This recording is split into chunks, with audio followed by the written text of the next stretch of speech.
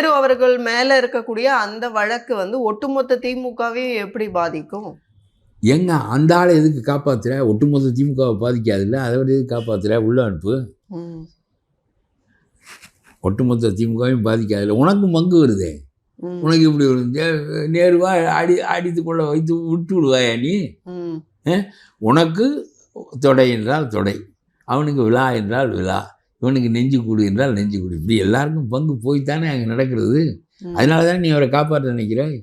நீயும் சேர்ந்தல்லவா சிறைக்கு போக வேண்டும். பிறகு அவர் என்ன எழுதி வைத்திருக்கிறாரோ கம்ப்யூட்டரில் யாருக்கு தெரியும்?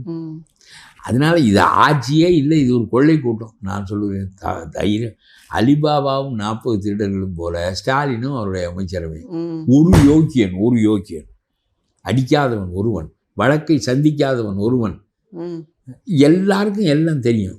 ஆனால் இந்த மக்களை எப்படி பழக்கப்படுத்தி வைத்திருக்கிறார்கள் என்றால், அதெல்லாம் இருக்கையா, எனக்கு அண்டா தந்தானா குண்டா தந்தானான்னு இந்த அண்டாவுக்கு அடித்து கொள்கிறார்களே.